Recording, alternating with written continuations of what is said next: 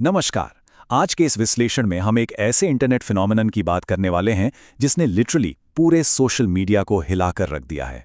एक ऐसी राजनीतिक पार्टी जो इंटरनेट की दुनिया में रातों रात पैदा होती है और देखते ही देखते करोड़ों लोग उससे जुड़ जाते हैं। हम बात कर रहे हैं कॉकरोच जनता पार्टी की। खैर, सुनने में थोड़ा अजीब जरूर लगता है, लेकिन चलिए इस वायरल लहर के पीछे छुपी उन गहरी सिस्टेमिक समस्याओं को डिकोड करते हैं जो इस अजीबोगरीब मूवमेंट को इतनी तेजी से आगे बढ़ा रही हैं। इस पूरे हंगामे की शुरुआत होती है एक अकेले बयान से। 15 मई 2026 सुप्रीम कोर्ट की एक हियरिंग चल रही थी।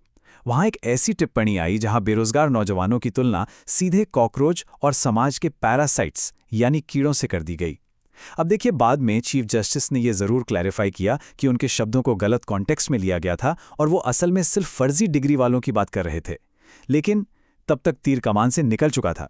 इस एक शब्द ने अंदर ही अंदर घुट रहे एक पूरे युवा वर्ग के भीतर एक अचानक और बहुत विशाल इंटरनेट मूवमेंट को जन्म दे दिया। अब जरा घटनाओं की टाइमलाइन पर नजर डालते हैं।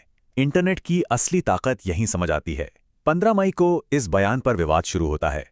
अगले ही दिन यानी 16 मई को एक्स पर एक बहुत ही सिंपल सा गूगल फॉर्म लॉन्च हो जाता है और उसके बाद के फिगर्स सच में दिमाग घुमा देने वाले हैं। सिर्फ 24 घंटे के अंदर इंस्टाग्राम पर 50 लाख फॉलोअर्स और 48 घंटे में टोटल फॉलोअर्स पहुंच जाते हैं 1.5 करोड़ के पार। जो चीज एक व्यंग, एक मजाक के रूप में शुरू हुई थी, वो इतनी जल्दी एक डिजिटल जगरनॉट बन गई कि इसने एस्टैब्लिश्ड राजनीतिक पार्टियों तक को ऑनलाइन नंबर्स में पीछे छोड़ दिया। तो आज के इस विश्लेषणात्मक सफर में हम इन 5 पहलुओं को समझेंगे। पहला, द कॉकरोच जनता पार्टी। दूसरा, द अनएम्प्लॉयमेंट आइसबर्ग। तीसरा, द ट्रैप ऑफ स्लैक्टिविज्म। चौथा, एकोज ऑफ द पास्ट। और आखिरी, बिल्डिंग अ साइंटिफिक टेम्पर। तो चलिए सीधे अपने पहले सेक्शन की तरफ बढ़ते हैं। एक, द कॉकरोच जनता पार्टी। समझते हैं कि कैसे एक वायरल सटायर अचानक से सीरियस रूप लेने लगा। इस पार्टी की सदस्यता लेने के रूल्स पर गौर करें तो वो पूरी तरह से एक सटायर थे। क्राइटेरिया क्या था? बेरोजगार होना चाहिए, आलसी होना चाहिए, हमेशा ऑनलाइन रहना चाहिए और हाँ, प्रोफेशनली भड़ास निकालनी आनी चाहिए। ये सब सुनने में किसी स्टैंड अप कॉमेडी का स्क्रिप्ट लगता है ना, लेकिन हैरानी की बात यह है कि ये मजाक युवाओं को इतना सटीक लगा कि शुरुआत में ही 5 लाख से ज्यादा लोगों ने फॉर्म भरकर ऑफिशियली साइन अप कर लिया। मतलब इस व्यंग्य ने कहीं ना कहीं एक बहुत गहरी पीड़ा, एक दर्द को छू लिया था। और यही दर्द जब इंटरनेट पर उबला तो ये सिर्फ मीम तक सीमित नहीं रहा। इसने असल दुनिया के राजनेताओं का ध्यान भी खींचना शुरू कर दिया। कई बड़े नेता पब्लिक में आकर इस मूवमेंट से जुड़ने की बात करने लगे। बात यहां तक पहुंच गई कि सीजेपी के समर्थक बिहार के बांकीपुर उपचुनाव में उतरने की प्लानिंग करने लगे। सोचने वाली बात है, एक इंटरनेट मीम का इस तरह सीधे इलेक्टोरल पॉलिटिक्स के दरवाजे पर दस्तक देना कोई आम बात नहीं है। लेकिन इस आउटरेज, इस गुस्से के पीछे की असली वजह क्या है, ये समझने के लिए चलते हैं सेक्शन 2 पर, द अनएम्प्लॉयमेंट आइसबर्ग। चलिए उस डेटा को देखते हैं जो इस गुस्से की बुनियाद है। आमतौर पर जो आंकड़े सामने आते हैं वो सच में पूरी तस्वीर नहीं होते। जैसे राष्ट्रीय बेरोजगारी दर का ये नंबर 5.1%। ये सुनने में बड़ा नॉर्मल और कंट्रोल में लगता है, लेकिन जैसा किसी आइसबर्ग के साथ होता है ना, असली खतरा तो हमेशा सतह के नीचे छिपा होता है। और सतह के नीचे का वो असली खतरा इन आंकड़ों में दिखता है। जब हम उस 5.1% के नेशनल एवरेज से हटकर सिर्फ 15 से 29 साल के युवाओं का डेटा देखते हैं तो तस्वीर बिल्कुल बदल जाती है। युवाओं की बेरोजगारी दर सीधे 15.2% पे जंप कर जाती है। अर्बन यूथ यानी शहरी युवाओं के मामले में ये 17% है। और सबसे ज्यादा चुभने वाला फिगर ये है कि डिग्री हाथ में होने के बावजूद ग्रेजुएट्स में ये रेट 13% है। यही है वो आइसबर्ग का निचला हिस्सा। यही वो रियल डेटा है जो बताता है कि इस सिस्टम के खिलाफ इतना ज्यादा गुस्सा आखिर कहां से आ रहा है। लेकिन रुकिए, कहानी सिर्फ नौकरी ना होने की नहीं है। एक और सच है। मर्सर मेटल की आई इस रिपोर्ट को ही ले लीजिए। इनके मुताबिक सिर्फ 42.6% ग्रेजुएट्स ही रोजगार के लायक हैं।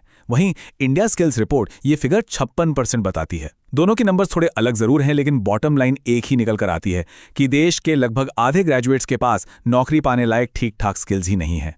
एक डिग्री हासिल करना और एक्चुअल में एम्प्लॉयबल होना, इन दोनों के बीच का जो ये बहुत बड़ा गैप है ना, इसी ने पूरी एक जनरेशन को सिस्टम के बिल्कुल बाहर खड़ा महसूस करा दिया है।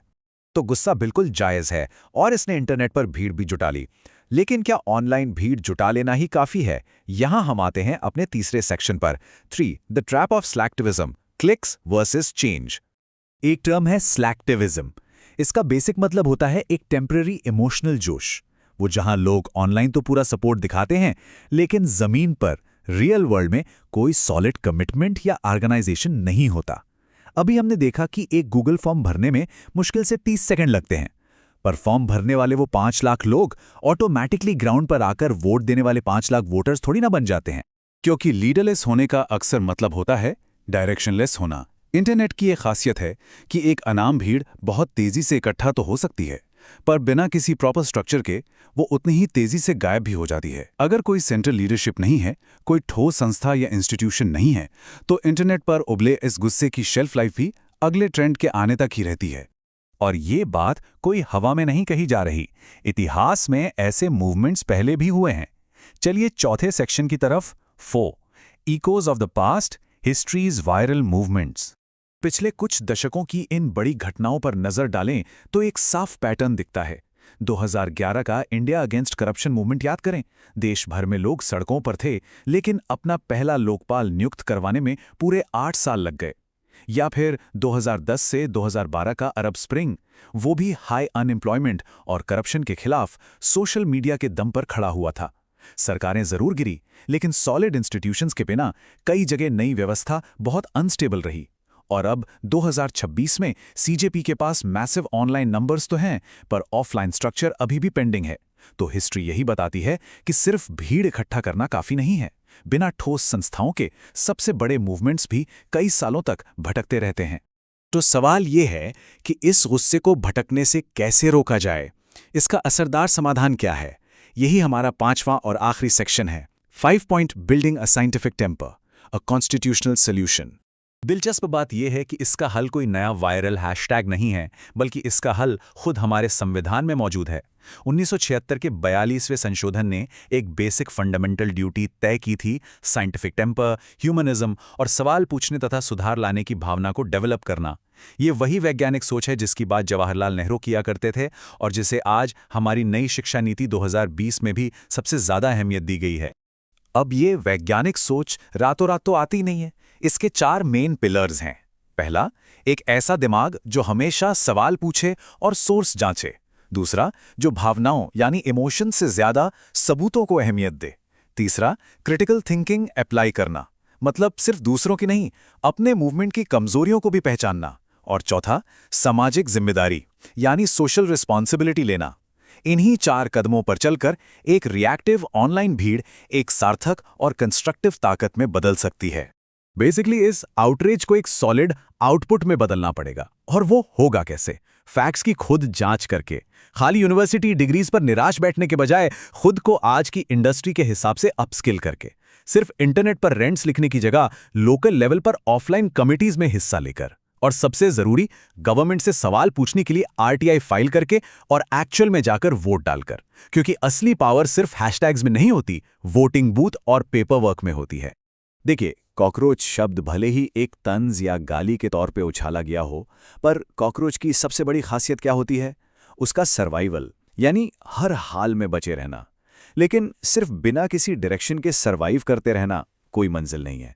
सच्चे बदलाव के लिए, एक नए सिस्टम के लिए रेजिलियंस के साथ साथ रीजन यानी सटीक तर्क और सोच की बहुत जरूरत होती है। इसी थॉट के साथ आज का ये विश्लेषण यहीं समाप्त करते हैं। पर जाते जाते एक बहुत बड़ा सवाल पीछे छूट जाता है। क्या इस जनरेशन का ये बेइंतहा गुस्सा किसी नए मजबूत सिस्टम की नींव रखेगा, या फिर वक्त के साथ ये बस कल के किसी पुराने भुलाए जा चुके इंटरनेट मीम की तरह गायब हो जाएगा? सोचने वाली बात जरूर है। आज के इस विश्लेषण में बस इतना।